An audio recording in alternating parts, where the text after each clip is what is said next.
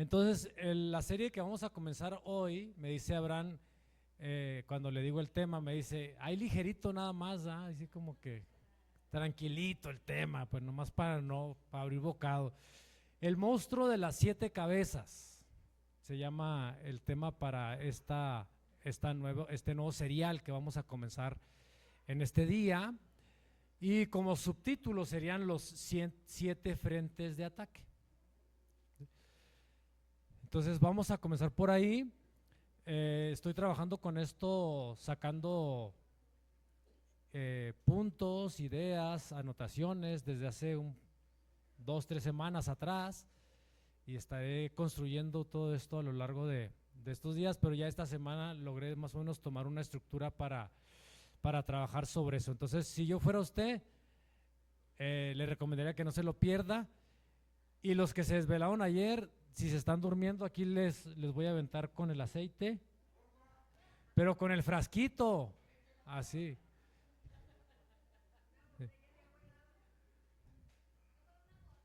Ay, dice, aviéntenme con una gordita, dice Karen, ¿verdad? Ay, discretón, ¿no? Y se la ponen bien enchilada para que despierte.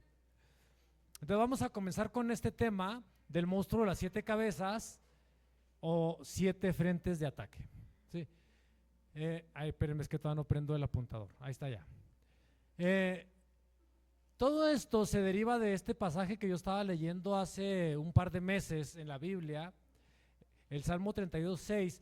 Tengo el hábito de leer la escritura y no la leo nada más así como lectura casual o de entretenimiento o de esparcimiento o de devocional. En realidad, ya en estos años que tengo, ya tardo mucho para leer la Biblia, porque al principio, mis primeros años, al año la leía 1 o 2 veces. Ya en estos últimos años puedo tardar 3 o 4 años para terminar de leer la Biblia. La he leído muchas veces, siempre la leo en orden, pero hoy tardo mucho más tiempo en leerla, pero porque me detengo con más detalle a enfocar algunas cosas muy específicas. Entonces eso me puede frenar mucho en el avance de estar trabajando con la lectura de la escritura. Entonces estaba leyendo el Salmo 32 y dice este salmo: por lo tanto, todo hombre santo ore a ti en el tiempo que pueda ser encontrado. Entonces, ahí subrayé, cuando ¿qué? Las aguas de la inundación estén rugiendo, ellas no lo alcanzarán. Esta parte específica, cuando dice las aguas de la inundación estén rugiendo, se refiere en los tiempos bíblicos, en el contexto en el que está trabajando, está enfocando a 2 mitologías o 2 de los dioses antiguos que manejaban los babilónicos y los de Ugarit, que se refiere, primero trabajemos con esta personaje que puse aquí, la figura de esa diosa o demonia, por así decirlo, que se llama Tiamat, que está en un escrito en Enumá Elish. No confundan Enumá con Emuná. Emuná es la fe, ahí es Enumá, ¿sí? Que es el poema babilónico de la creación. Incluso yo he leído ya el poema babilónico de la creación contrastado contra el Génesis, porque hay varios pasajes del Génesis que tienen cierto parecido o contrastes con este texto babilónico que es el poema de la creación. Casi todas las culturas tienen una teoría de cómo fue creado el mundo. Entonces, el Génesis tiene ciertos rasgos parecidos con este poema babilónico, el Enumá Elish, y ahí se menciona en este poema babilónico a Tiamat, que es la ¿qué? La diosa del mar o del caos. Y entonces aquí el salmista está aludiendo que cuando el hombre ora, las aguas de la inundación, cuando estén rugiendo, no lo van a alcanzar, porque para los antiguos había una presencia maligna en el agua, y en esto se refería a una diosa llamada ¿qué? Tiamat, la diosa del mar o la diosa del caos, cuya palabra acadia pues es Tantu, que significa mar. Entonces, dejemos en nuestro acervo esa primera palabra referente a, ¿cómo se llama esa diosa? Tiamat, la Tiamat. Segunda diapositiva. Este mismo pasaje, ahí en las aguas de la inundación, también se enfoca en dos dioses, pero ya no son de la cultura babilónica, ahora son de Ugarit. De hecho, los textos antiguos bíblicos más antiguos se refieren a los textos ugaríticos o babilónicos o sumerios en cuanto a la forma de escritura, los dioses, las culturas y todo aquello que se va moviendo por ahí. Entonces, Lotán y Yam. ¿De qué documento emerge? Del ciclo de Baal en las tablillas de Ugarit. Ya ve que Baal sí lo vemos con mucha frecuencia en la escritura, se menciona con mucha frecuencia, pero a estos dos no se les menciona por nombre, sin embargo están implícitos en varios pasajes de la escritura que vamos a comenzar a ver durante estos días, en las aguas de la inundación cuando están rugiendo. El primero, Yam, que significa literalmente mar, es el dios del mar, del río o del caos. Hay que recordar que todos los dioses o demonios tienen su paralelo en todas las culturas.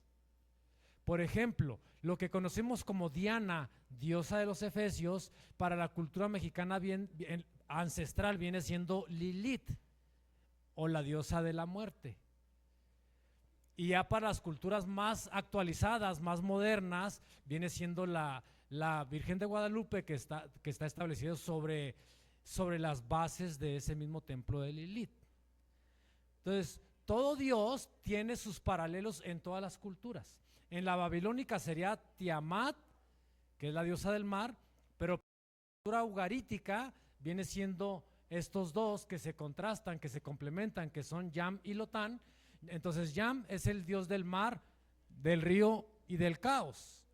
Y Lotán o Lituán es también un monstruo asociado a Yam. Esos trabajan como en conjunto, son dos dioses que trabajan juntos. Y también es llamado la serpiente deslizadora, y los que conocen la escritura ya han escuchado en la escritura o la han leído de la serpiente ¿qué? La serpiente antigua o la serpiente ¿qué? Tortuosa. La serpiente tortuosa que menciona la escritura. O sea, lo vuelve a traer la escritura, pero ya lo trae desde la perspectiva bíblica. Entonces la serpiente antigua, la serpiente tortuosa, la serpiente veloz que menciona la escritura, entonces tiene nombre en la cultura ugarítica, que es ¿quién?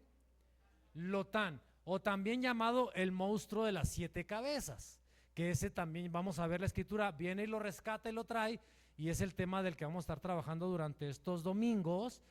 Ahorita es pura información, no se me asuste, no hay que aprendérselo, y mucho menos si logramos que ya se quede el tema grabado, pues se los pasamos para repasarlo, para los que les gusta hacer los repasos necesarios para ir aprendiendo un poquito más.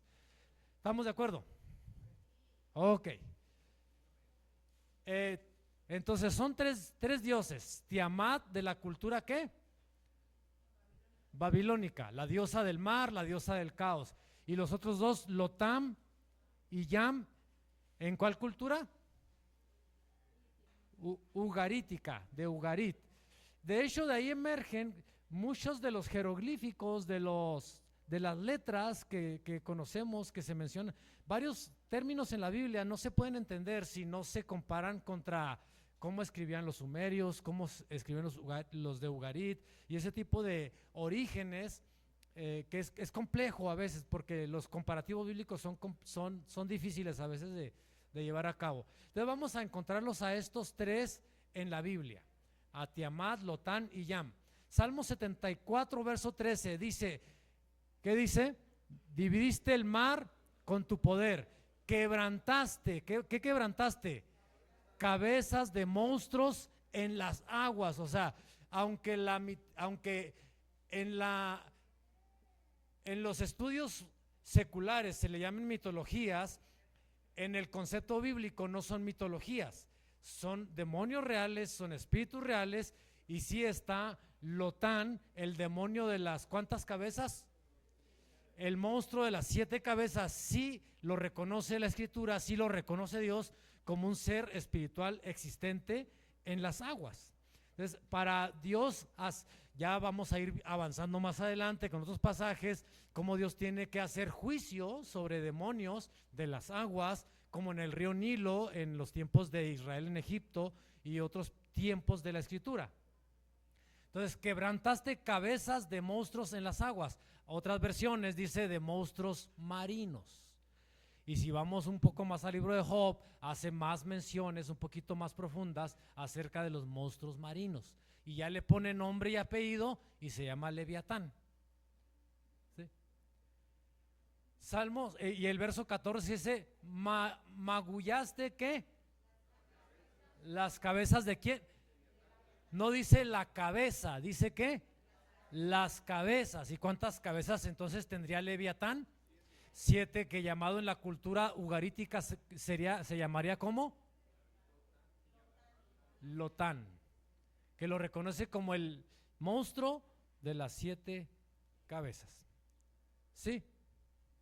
¿No? Ok. Y lo diste por comida a los moradores del desierto. De hecho, hay una enseñanza judía acerca de los monstruos, del monstruo de las 7 cabezas, que los judíos, hay una escuela rabínica judía que reconoce la enseñanza del monstruo de las 7 cabezas como el banquete de los santos. ¿Por qué? Porque le reventó la cabeza, las cabezas a Leviatán. ¿Y qué hizo con esas cabezas? ¿Y quiénes estaban morando en el desierto? El pueblo de Israel. Entonces diga conmigo, el fracaso del maligno es la cena de los justos. De hecho, Apocalipsis vuelve a hacer esa alusión de la cena, un gran banquete que se van a dar las naciones a raíz de la destrucción de los enemigos del pueblo de Dios. Entonces, a eso nada más lo puse como dato ahí para que nos quede como información extra. Siguiente. Seguimos con Tiamán, Lotán y Yam en la Biblia. En Isaías 51:9 dice, despiértate, despiértate, vístete de poder, oh brazo de Jehová. Cuando dice brazo de Jehová en la versión Tanakh de la Escritura, usa el término Yahshua. ¿Y qué es Yahshua en el hebreo? Obed. Yahshua. Jesucristo. Te pregunté por qué tú la cantas, ¿ah? Yahshua. Yeshua. Despiértate como en el tiempo antiguo, en los siglos pasados. ¿No eres tú el que qué? Cortó a Rahab. ¿Y qué más hizo? Hirió al dragón. Rahab no es la Rahab del libro de Josué, la que ayudó a los testigos para que escaparan, a los espías, para que escaparan en los tiempos de Josué. No es la misma. Aquí Rahab significa fanfarronearse, ufanarse. Usted sabe que todos los animales o los seres inferiores, su mecanismo de defensa más poderoso es asustar a los demás. Es un mecanismo de defensa. Por eso un perro te ladra y te gruñe porque te tiene miedo y tiene que entonces inflarse y parecer superior a ti.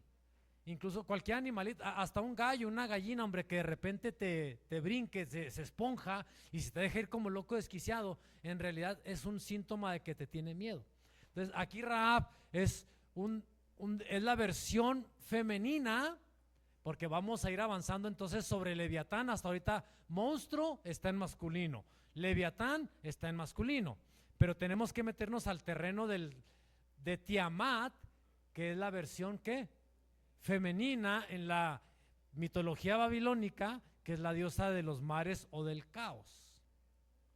Entonces Rahab, ufanarse, asustar, gritar, intimidar, como dice la Escritura, que el diablo anda como león rugiente. O sea, porque primero hay que intimidar, hay que asustar para poder someter. Es una señal de debilidad. Entonces cortó a Rahab e hirió al dragón. Y Leviatán pues es la versión masculina. Entonces en esto del monstruo de las 7 cabezas vamos a encontrar la versión masculina y la versión femenina, porque al final de cuentas no tiene distinción de género.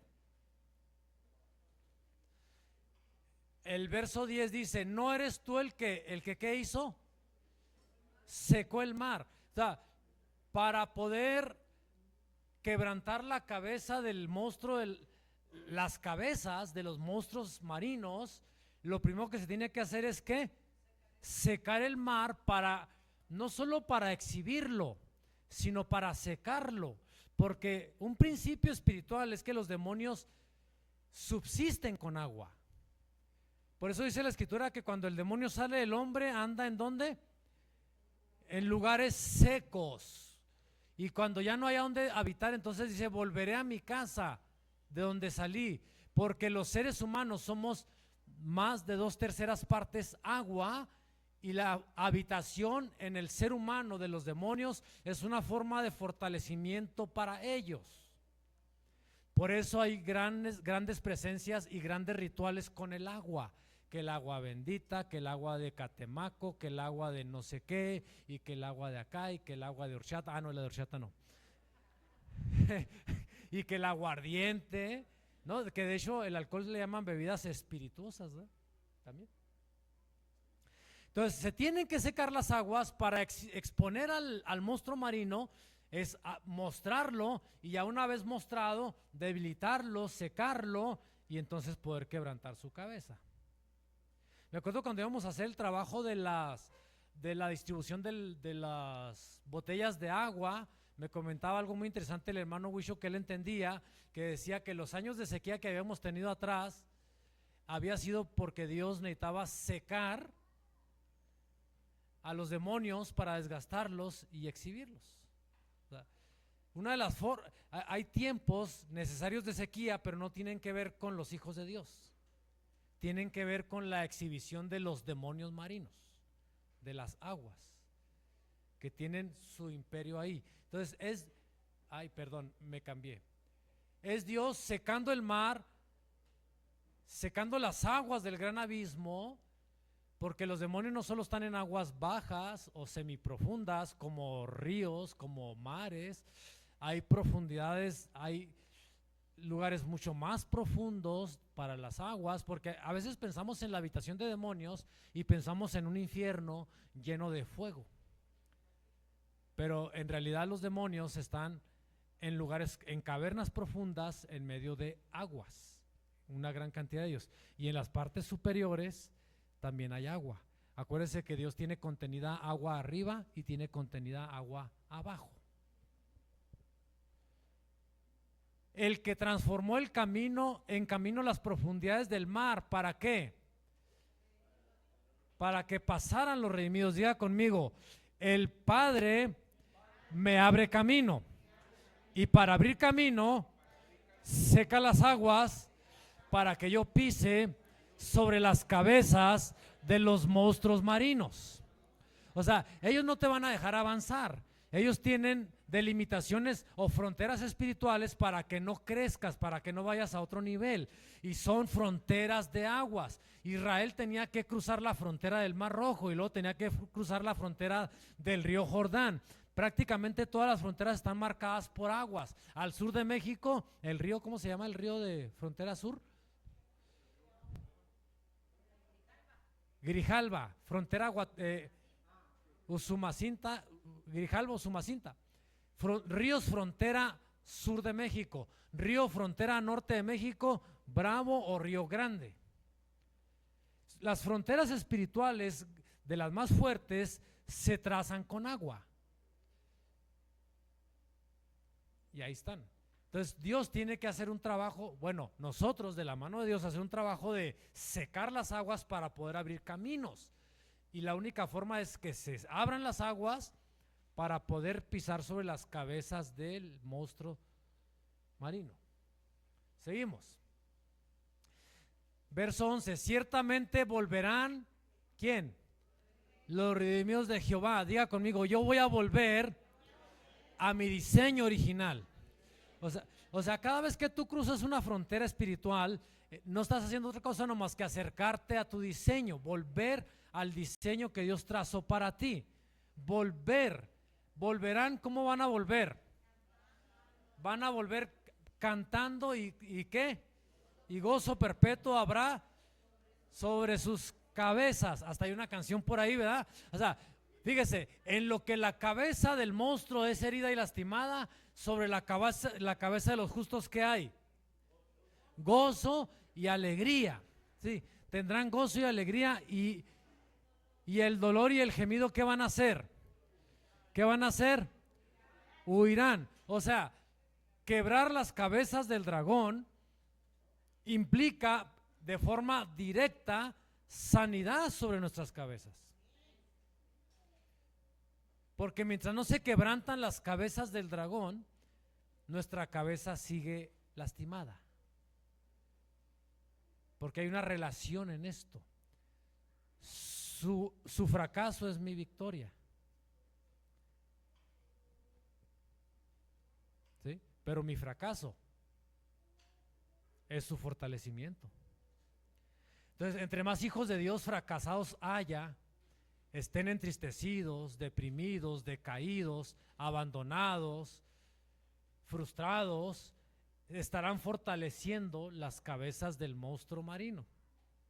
Esto es una relación inversamente proporcional. A mayor victoria de los hijos de Dios, mayor fracaso de los demonios. Pero a mayor fracaso de los hijos de Dios, mayor fortalecimiento de los demonios. Entonces, Dios nos enseña esos principios al traer gozo, alegría y hacer que el dolor y el gemido, ¿qué pase con ellos? Huyan. Entonces, esto nos lo enseña a través del principio del Nilo. De hecho, hay un pasaje en la Escritura que no lo anoté, donde le habla a Faraón cómo lo venció y dice: Faraón, tú que eres el monstruo o el Nilo. O sea, literalmente personifica a Faraón como el Leviatán en medio del Nilo. Y para los egipcios el Nilo era un río sagrado. Era incluso, por eso Moisés, la estrategia de Moisés para rescatarlo, cuando la hermana de Faraón dice que, ¿se acuerdan que la estrategia de la profetisa María y la mamá de Moisés, a Betsabé, ¿sí? No, Jocabet, que ponen a Moisés en una balsa en el río y lo va cuidando? No era como abandonarlo, no era a ver qué le pasara. Ellos sabían que al alba, al amanecer, apuntando hacia donde sale el sol, los egipcios saldrían a su baño ritual al río Nilo para tener comunión con los dioses del río.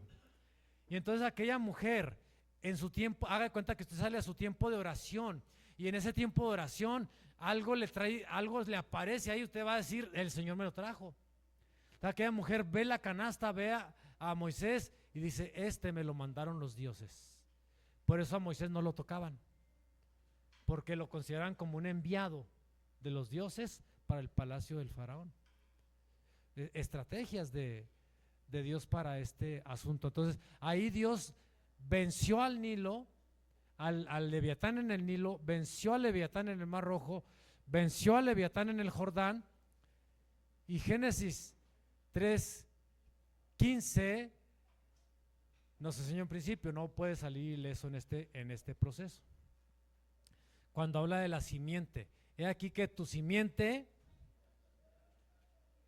le herirá en la cabeza, pisará la cabeza, pero él te herirá en el calcañar. O sea, el proceso y la batalla no van a ser fáciles, pero al final del día, la herida, ¿quién se lleva la peor herida? Haga de cuenta, agarro a patadas a alguien y lo dejo todo sangrado y moretoneado y me quebré el dedo chiquito. ¿A quién le fue peor? Al del dedo.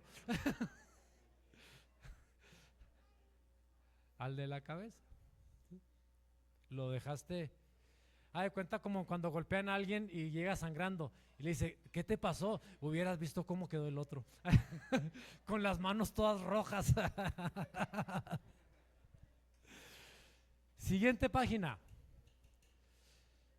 En el Antiguo Testamento está el monstruo de las 7 cabezas, ya lo vimos, Leviatán. En el Nuevo Testamento ya aparece con mayor formalidad.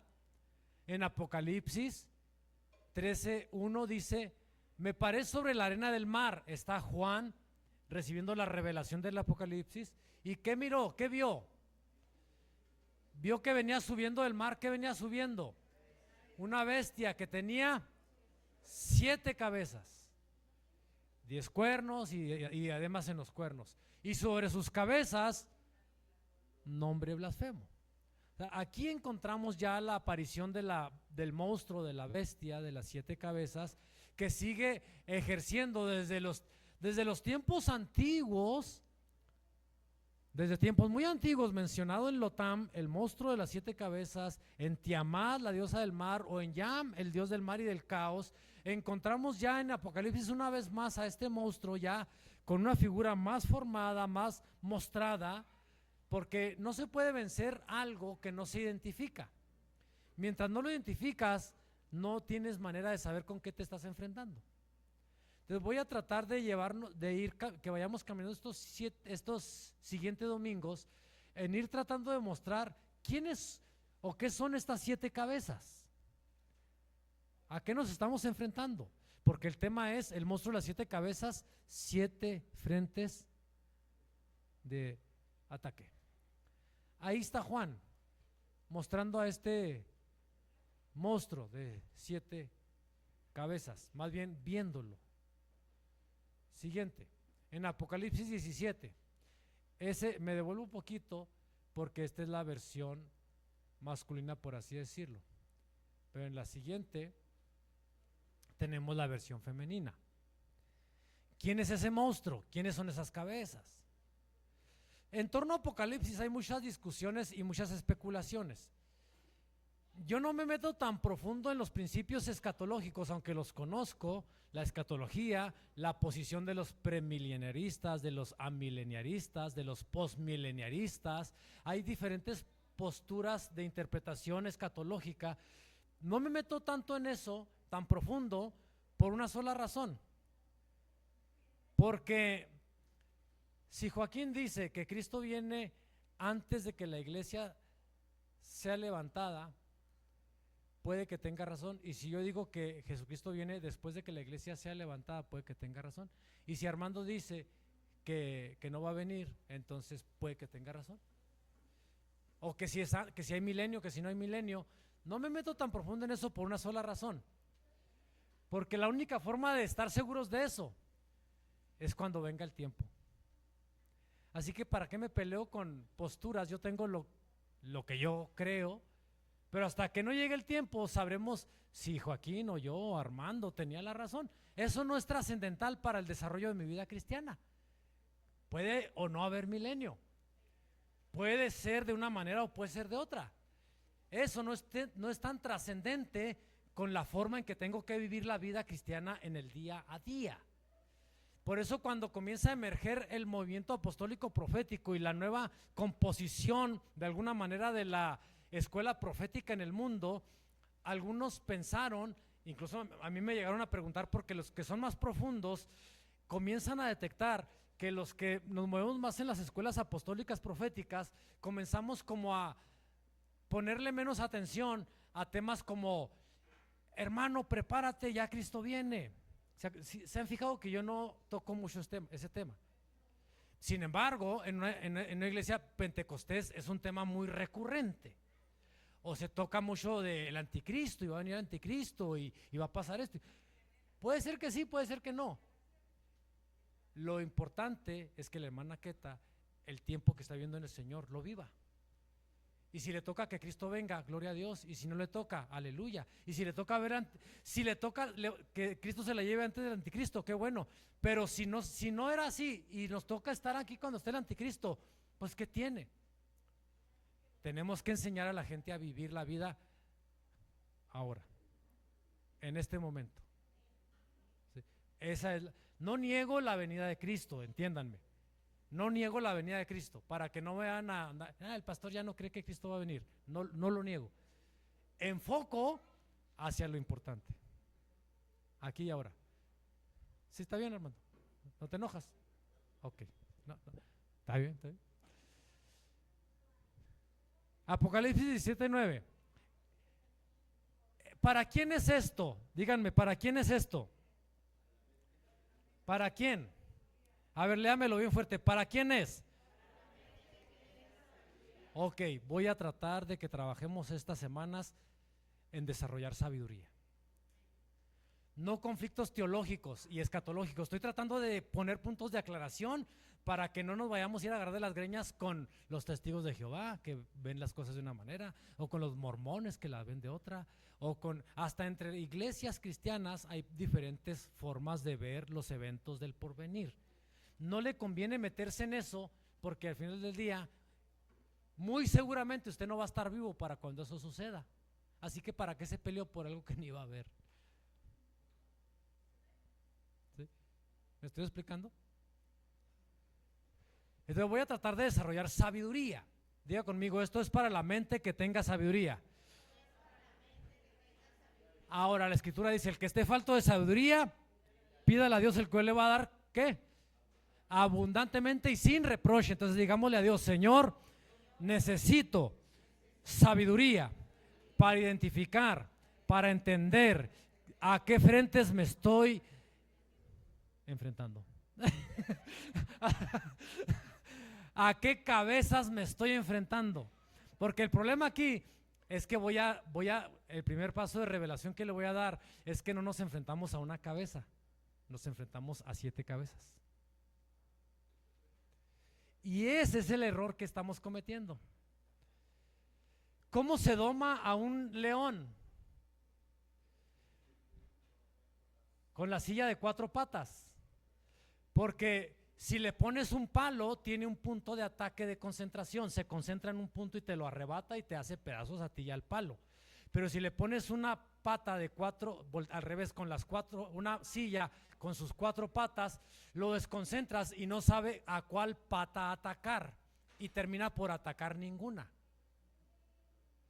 Y a veces nos está pasando eso a los hijos de Dios, que estamos enfrentando tantas cabezas, 7 cabezas, que nos quedamos como mareados y ahora ¿por dónde quedó la bolita?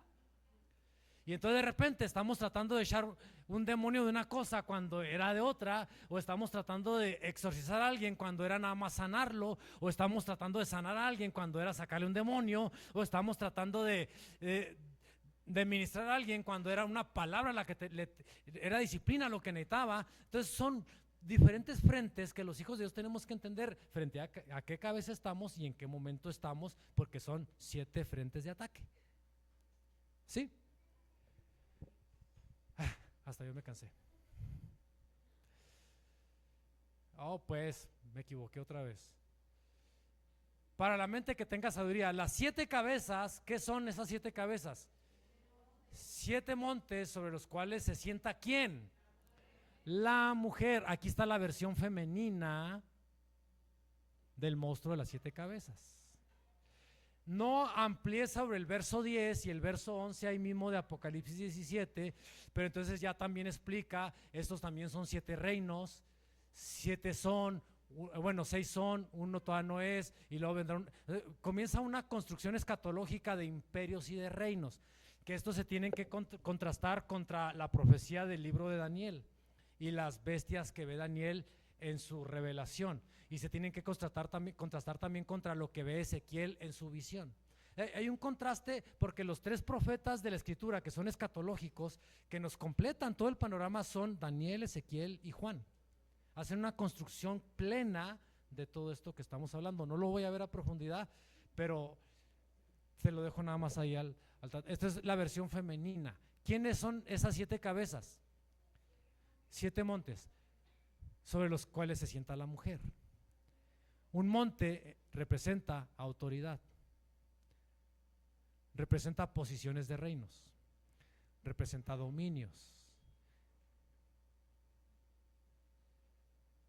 Jeremías 51:13 dice, tú, ¿en qué? En masculino o en femenino. Femenino, la que moras, ¿en dónde? Entre muchas aguas, rica en tesoros, ha venido tu fin, la medida de tu codicia. Le voy a decir por qué no creo en la democracia, aunque es lo único que tenemos al momento, para no pelearnos tanto. Porque es la mujer sentada sobre las muchas aguas. Y las aguas en la Escritura representan multitud de personas, pueblos, gentes. Y la que está sentada sobre las gentes es el monstruo de las 7 cabezas, en la versión femenina. Lo que conocemos como la reina del cielo. Yo no creo, nunca he creído en que el pueblo sabio y bueno tenga la razón. Es más, creo que casi siempre la opinión de casi todos está mal. No estoy diciendo que usted piense mal, que usted esté mal y yo estoy bien. Me estoy refiriendo a que el vox populi, que le llaman en el latín, la opinión global, lo que todos están aceptando, no creo que porque todo el mundo lo acepte esté correcto. ¿Y dónde se enganchan los gobiernos populistas? En eso exactamente. Entonces no deje que su mente sea manipulada, porque también en el campo político los hijos de Dios nos enfrentamos a una de las grandes cabezas que no identificamos, y ahí andamos los hijos de Dios metidos en tonterías, peleándonos y haciendo barbaridad y media sin identificar que es una de las cabezas de esta bestia. ¿Qué le pasó al partido cristiano que empezó tan bien, el PES?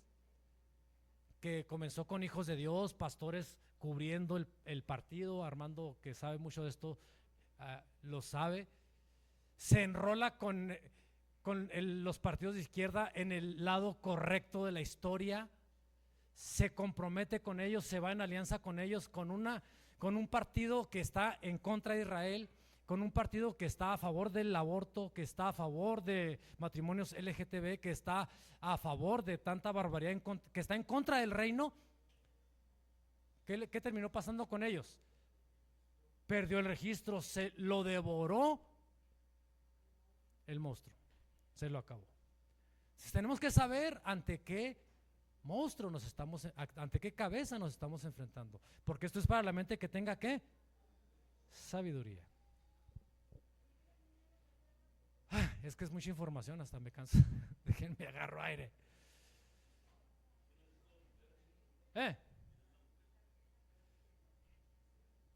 Está haciendo la pregunta de oro. ¿Quiere nombre y apellido? Mire, es que en profundidad es un demonio manifestado con diferentes nombres: Lilith, Guadalupe, católica, o depende del país donde se encuentre. Por eso le digo, tiene manifestaciones de acuerdo a la cultura y la región.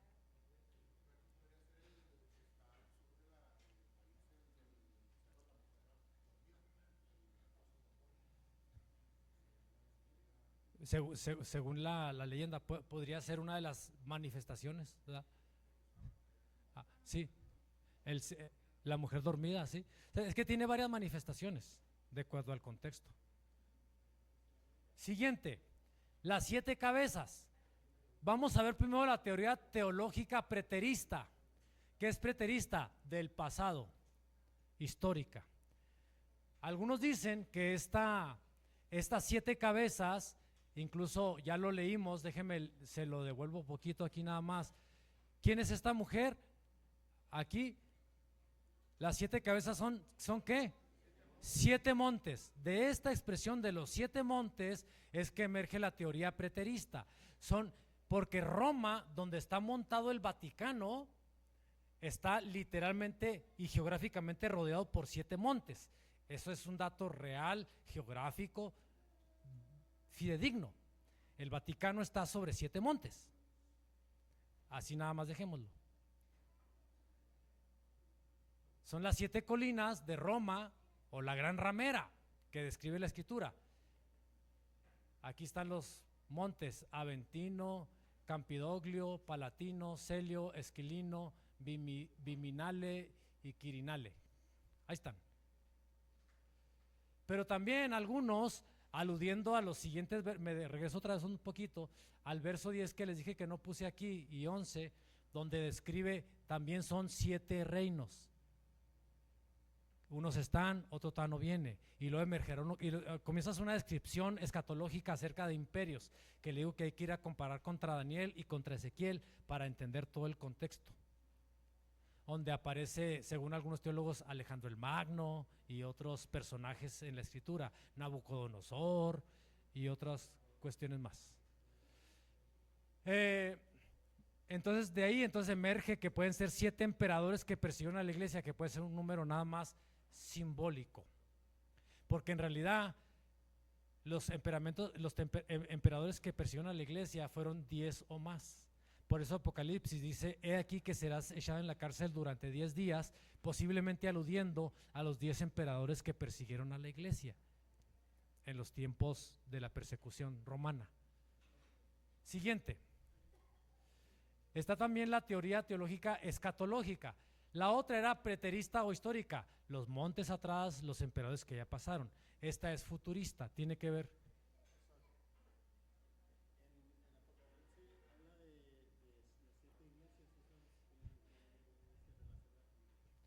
Dice Joaquín que el Apocalipsis habla de las 7 iglesias.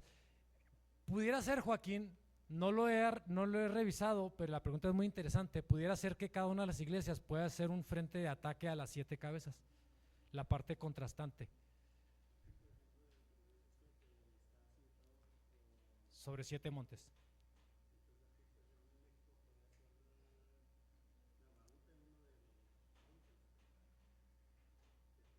O pueden ser las principales antenas de operación espiritual del país, como decían Don Goyo. Hay polos, porque política y económicamente los gobiernos se mueven por polos de desarrollo, que le llaman. Espiritualmente también hay antenas o polos de desarrollo, de dominio espiritual que existen. Entonces sería muy complejo hacer una cartografía espiritual, porque incluso yo me acuerdo cuando nos enseñaron cartografía, había hermanos que querían hacer cartografía con mucha imaginación, pero en realidad la cartografía es un dato muy profundo que implica mucho conocimiento y revelación también para poder hacerlo.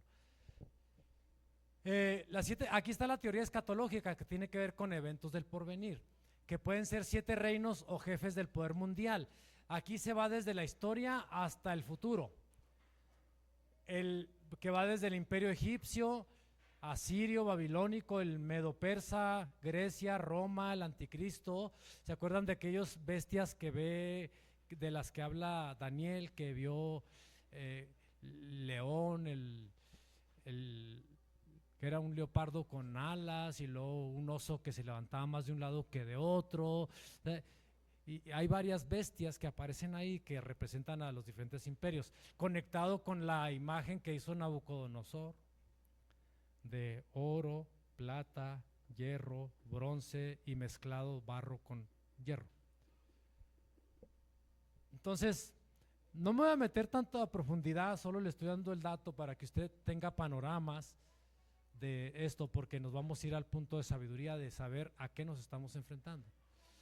Las 7 cabezas está también la teoría simbólica, esta es más moderna, o la teoría de los montes, es una de las simbólicas que existen. Incluso, si alguien aquí está interesado en desarrollar un ministerio que no sea necesariamente pastor o ministro de alabanza, sino que tenga que ver con empresa, que tenga que ver con política, que tenga que ver con liderazgos sociales, ese tipo de cosas, eso lo vamos a trabajar también en la escuela que vamos a desarrollar, pero yo le recomendaría mucho que leyera este libro, La profecía de los 7 montes. Y para este autor, Johnny Enlow, los 7 montes o las 7 cabezas vienen siendo el monte de la religión, la familia, la educación, el gobierno, la comunicación, arte y entretenimiento, y negocios y economía.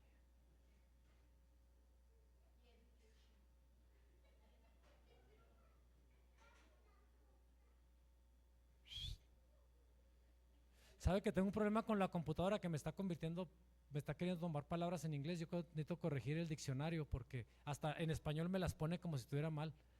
Es que yo creo sabe que soy gringo. Sí. Entonces, esta es una teoría más actual. que tiene que ver, es simbólica. Sí. Siguiente. Le voy a tener que cobrar regalías a ese hermano, ¿verdad? Por andar promoviendo su libro. A cobrarle comisiones, no regalías, una comisión de ventas. Vayamos bajando un poquito el tren de aterrizaje porque yo sé que estoy dejando mucha información en la cabeza. Dice Armando que ya bajó, ya les mandó el libro en digital para que lo tengan. El libro de los 7 montes ya se los mandó en digital. Es que Armando de repente nos manda un montón de libros. ¿Sí? Entonces, léanlo.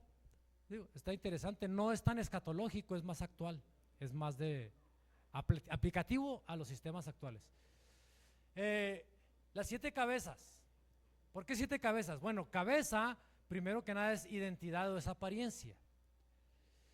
Por ejemplo, si tú vas a enfrentarte en una pelea de box, digamos Samuel, que fuera boxeador, ¿no te gusta el box, Samuel?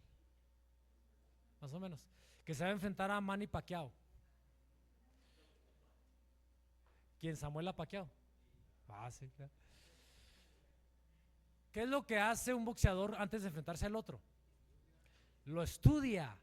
A ver, este Pacquiao tiene buen jab, viene acá, baja, descuida un poquito la defensa por acá, hace esto, hace aquello, mueve mucho las piernas, movimiento de cintura, esas son sus fortalezas, son sus debilidades, y comienza todo un estudio de esa persona.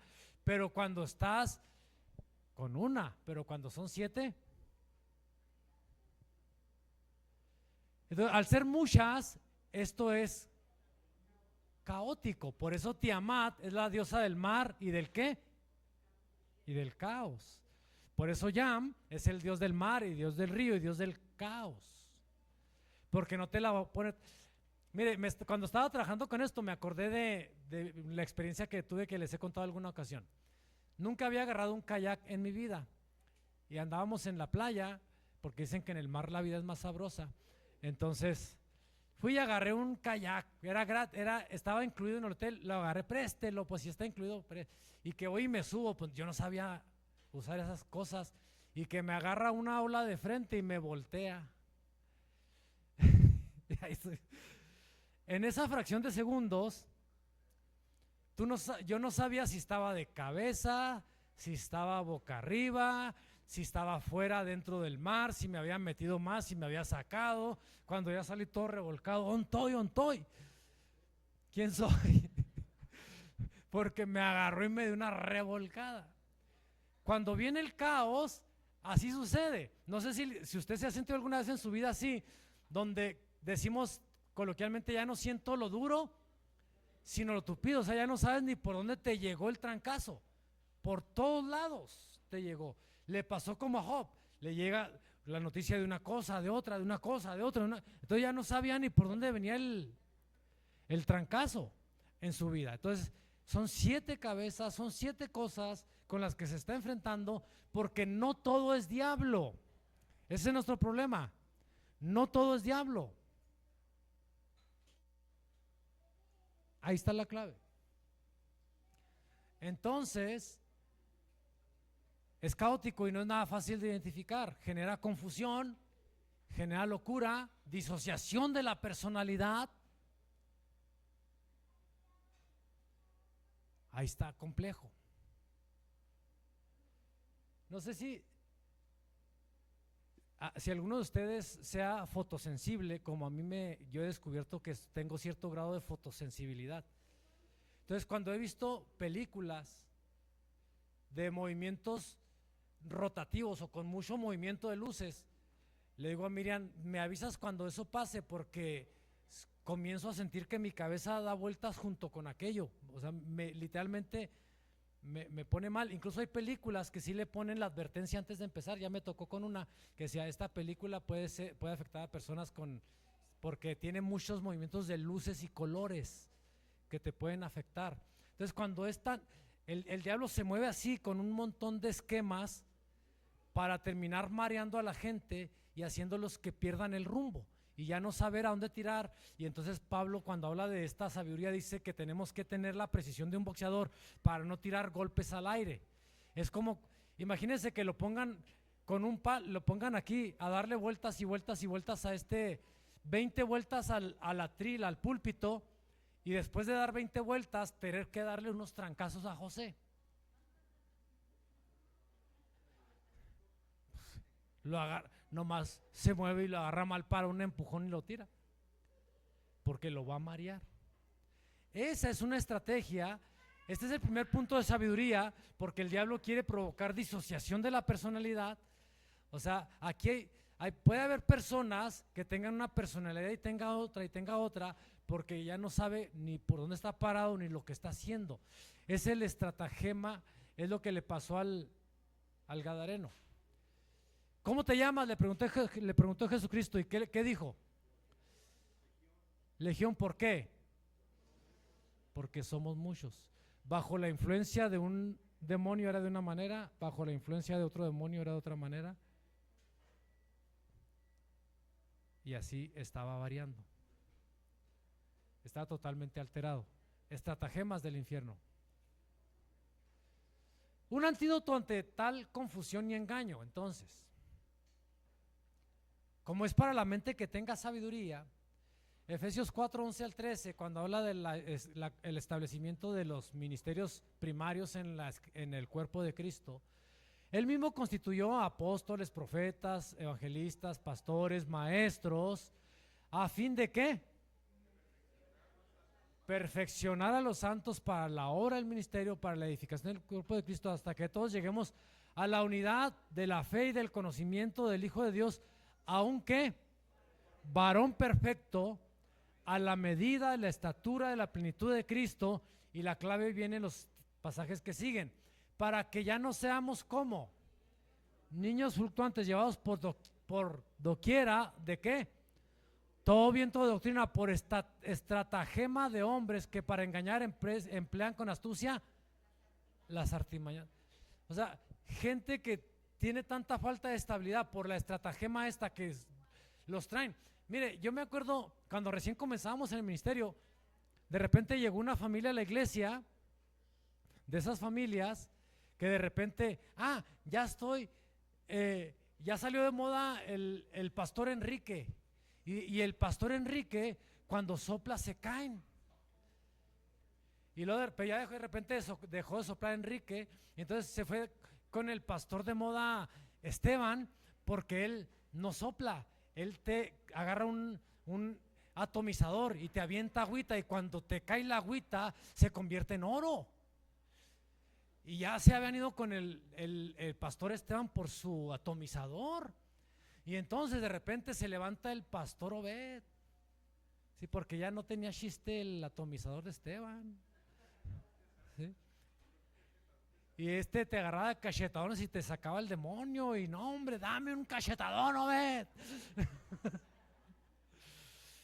Pégame, pero no me dejes, ¿sabes?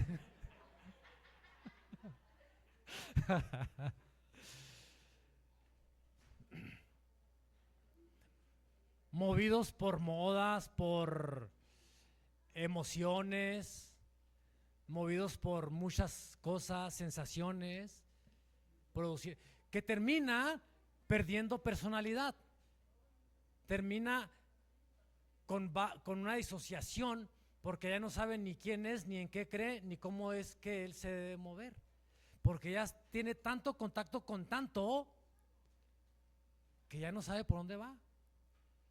Le comentaba en una ocasión al hermano Wisho, que estábamos platicando en corto, le digo, yo intento escuchar a veces, quiero ser honestos, yo sé que potencialmente ustedes escuchan a muchos maestros de la palabra en internet, predicadores y todo eso. Yo casi no lo hago, casi nunca lo hago, rara vez lo hago. Le digo al hermano, por una convicción propia que yo tengo, porque tengo una comisión como un maestro para instruir un pueblo. Entonces, si yo comienzo a traer la escuela de uno y la escuela de otro y la escuela de uno y la escuela de otro, entonces de repente le voy a enseñar lo que la escuela de Dante Gebel, de repente le enseño la de Marcos Witt, de repente le enseño la de Stamatea, de repente le enseño la de Freyson, de repente le enseño la de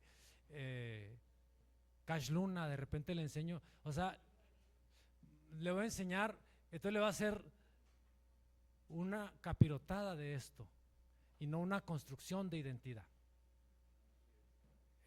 Sí me explico, o sea, no es que yo sea arrogante o que vea con desdén, no, es que trato de mantener un poquito la visoreo para saber cómo se va moviendo, porque yo aprendí esto desde que comenzó a moverse lo apostólico profético, pasó algo y yo sé que a Dios así me ha venido construyendo.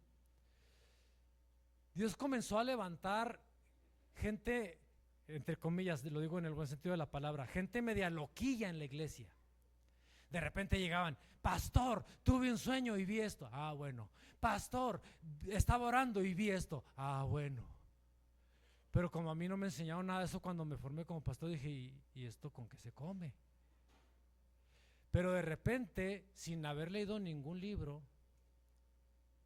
del tema, Dios comienza a enseñarme de manera literal, sobrenatural, acerca de apóstoles, de profetas, de guerra espiritual, y comienzo a construir y a enseñar y a tomar al pueblo. Es como manejar un carro de caballos con mucha potencia, que si no lo sabes manejar se te desbocan. O sea, manejar profetas, pastorear profetas, es un rollo que ahí te lo ando platicando. Es un rollote. Ténganme compasión. Como 15 al mismo tiempo. Entonces uno ve una cosa y otro otra. Y entonces aquel, no, es que no le hizo caso a lo que yo vi. Y no, es que quién sabe qué. Y entonces comienza aquella guerra de que te quieren hacer que hagas lo que quieres nada más con la expresión Dios dice. Sí, pero Pablo dijo, yo también tengo el Espíritu de Dios. Entonces tuve que tomar un proceso de conducción para no caer para no llevar a la iglesia en un desbordamiento, en un desbocamiento, que incluso tuvimos que llegar a los puntos de equilibrio, que me gustan los puntos de equilibrio donde llegamos, porque al principio de la guerra espiritual tomó un ímpetu violento y tratar de jalar las cuerdas, no para frenarlas, sino para equilibrar, para sanar. Entonces, me gusta que eso se construya para que no caigamos en el error, porque todo extremo te va a llevar al error. Por eso la importancia de escuelas formativas, como Águilas, que se dedica, donde colaboran los hermanos Rocha, a la construcción y educación de funciones proféticas en el cuerpo de Cristo. Y vamos trabajando. El verso 15, sino que siguiendo la verdad en amor, crezcamos en todo, en aquel que es ¿qué? La cabeza. Diga conmigo, el cuerpo de Cristo tiene una sola cabeza y se llama Cristo. O sea, el monstruo tiene 7 cabezas porque es estratagema, es engañar, confundir con 7 frentes de ataque, 7 cabezas. El cuerpo de Cristo va de frente. O sea, en el cuerpo de Cristo se manejan estrategias, en el infierno se manejan estratagemas. La diferencia es que la estrategia es un plan centrado, un camino a seguir, una ruta, un trazo para llegar a un objetivo. El estratagema es una serie de trampas, de trucos para salirse con la suya, para engañar y sacar tajada. Entonces diga conmigo, yo no uso estratagemas, yo uso estrategias. O sea, porque en el cuerpo de Cristo hay una sola cabeza, cabeza identidad, cabeza dominio, cabeza entendimiento. No vamos a tener varias cabezas. Sí. De quien todo el cuerpo bien concertado y unido entre sí por todas las coyunturas que se ven mutuamente según la actividad propia de cada miembro, recibe ¿qué? Crecimiento para ir edificándose en amor.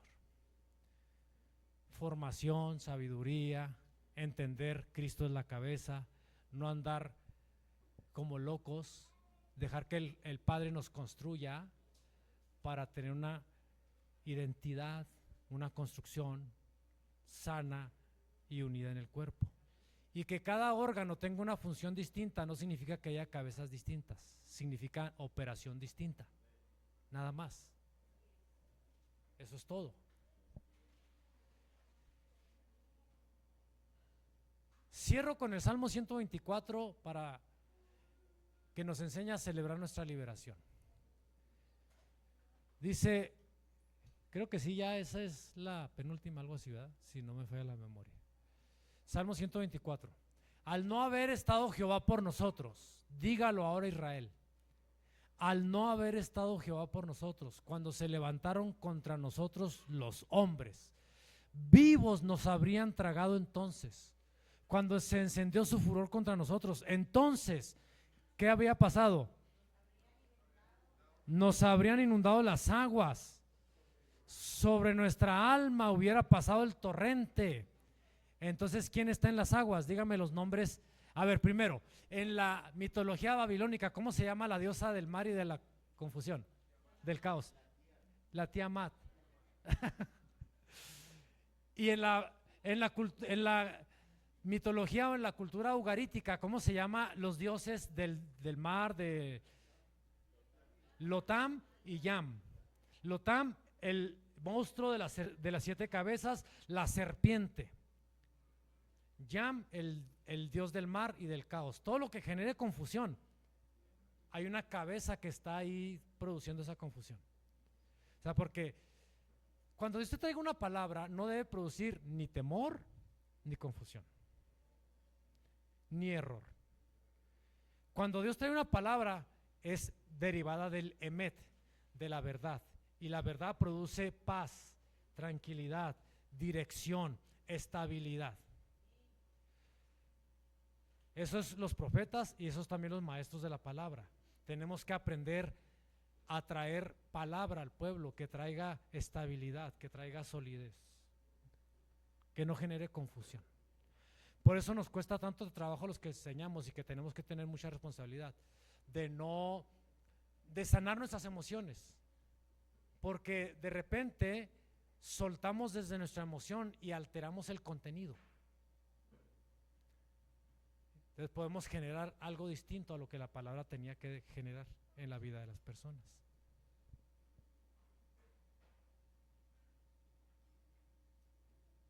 Hubieran entonces, verso 5, pasado sobre nuestra alma, ¿qué? Las aguas impetuosas. Bendito sea Jehová, que no nos dio por presa a los dientes de ellos. Nuestra alma escapó cual ave del lazo de los cazadores. Se rompió el lazo, diga conmigo, se rompió el lazo y escapamos nosotros. Porque nunca, aquí va a haber sabiduría. Espero y Dios nos dé sabiduría. Pido que así sea, para que identifiquemos ante qué cabeza nos enfrentamos en cuál momento y saber cómo ir y qué hacer, cómo enfrentarlo. Eso va a ser sabiduría. Nuestro socorro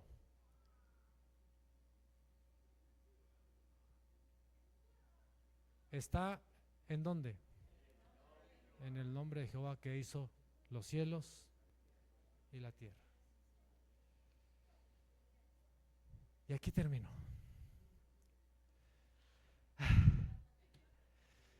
Es que era muchísimo. Se quedó con la reina del cielo, Enrique, sí.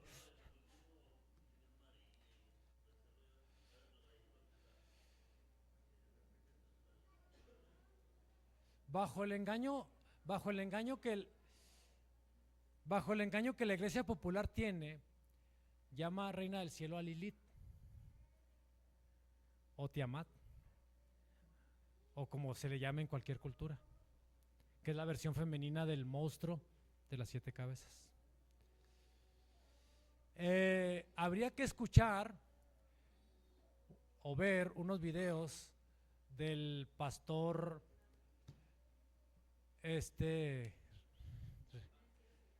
la reina del cielo, la serie, ¿cómo se llama? El pastor Orihuela, el apóstol Orihuela, una muy buena serie que tiene de la reina del cielo, para tener un entendimiento mucho más profundo y más pleno. No voy a profundizar en eso porque yo me voy a meter sobre los aspectos prácticos de enfrentamiento de la vida sobre cada cabeza, pero específicamente la reina del cielo habría que leer escuchar y ver esa serie. ¿Sí? Amén. Son 4, es una serie de 4, ¿verdad? Sí. Oramos.